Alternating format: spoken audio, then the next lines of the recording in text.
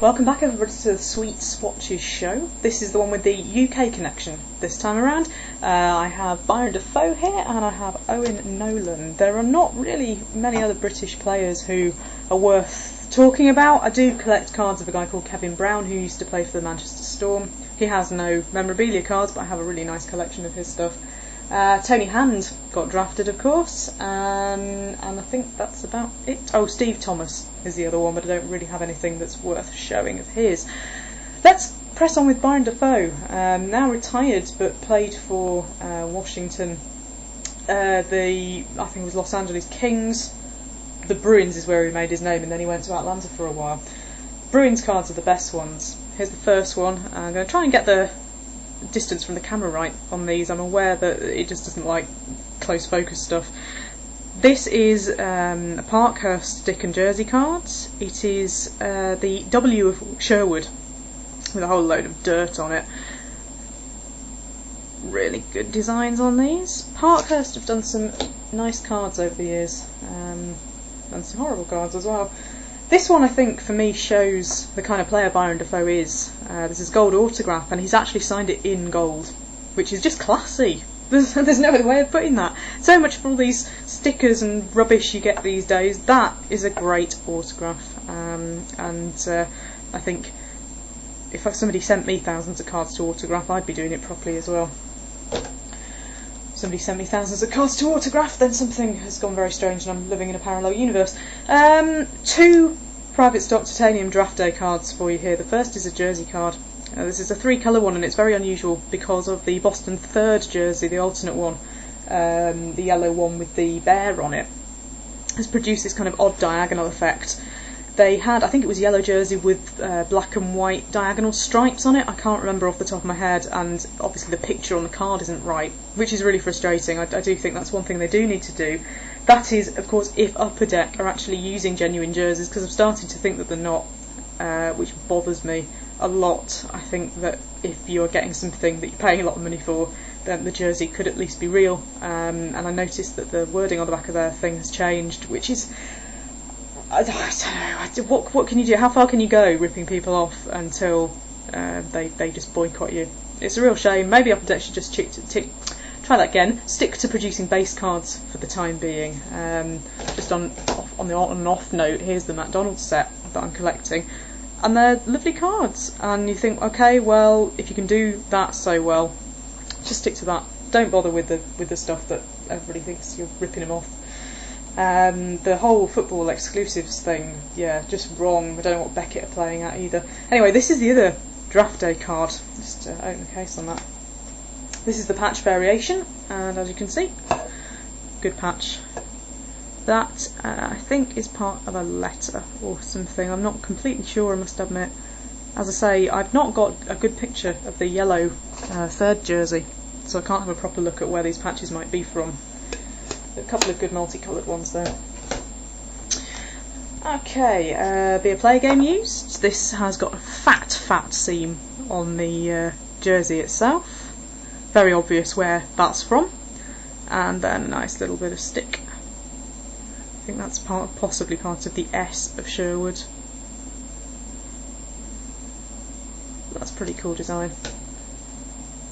Okay, we have an Upper Deck great gloves. This is back in the days when their thing used to read, this card is from the person that is on the front of it. I don't think it reads to that effect anymore. The reason I picked this one out is just because it's shiny. The whole thing is shiny. Byron Defoe used to use gold gloves and pads and things, and this is part of a gold glove there. I don't think you're going to be able to see it all that well. The light effects don't really work in here.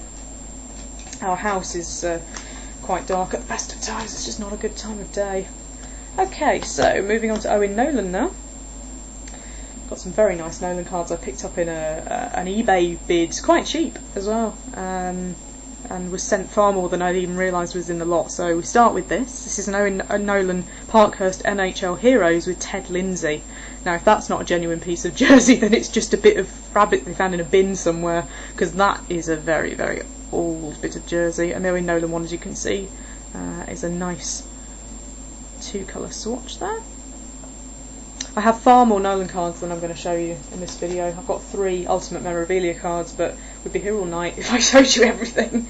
Okay, this is Parkhurst stick and jersey card. You may be noticing a pattern to these cards. I like this set. In fact, I have a lot of these and I have some for trade. I did try to collect like the whole stick. I got this funny idea that I'd collect all the bits that matched up, but for starters that was going to be impossible, and secondly it was stupid. So I've kept this one because it's got the Eastern logo on it, and it's just a little bit unusual. This is back in the days when Nolan used to play for the Sharks. Then another really unusual one, Parkhurst stick cards, and this one has got the NHL logo on it, gold stick with the NHL logo on it. I think that's quite unusual to get a logo like that.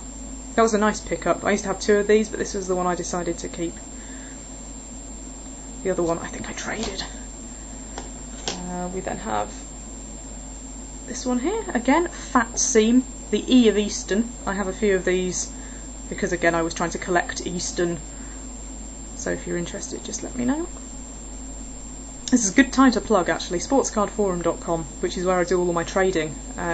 People contact me and ask if I'll trade away from the site, and I'd prefer not to, just because it's a safety thing for both of us really.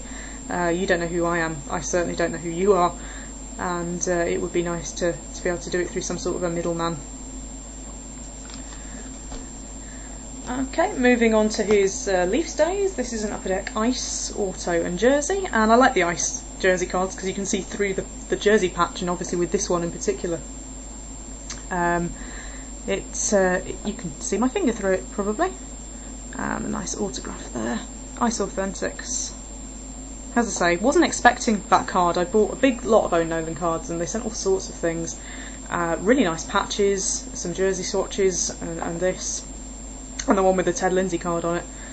And yeah, it was a bit of a surprise when that came in the post.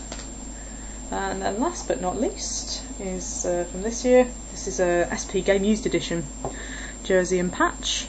Got lots of these are very popular. This one is serialled out 50. I have 2 of these, another one is for trade, but I've kept this one because it has got a monstrous patch on it. It's 4 colours, it's actually loads of breaks as well. There's a further black break to the left that you might not be able to see. That's from a Phoenix jersey. Obviously he's playing with Calgary now, and it's interesting to see what Calgary cards come out of it, because Calgary logos are quite interesting. Okay, so there it is. Gives me a chance to show you a little bit more of my collection. As I say, if you want to trade with me, my username is exactly the same as it is on YouTube, and I hope to see you there. Okay, it's the Ray Whitney Show next. Stay tuned.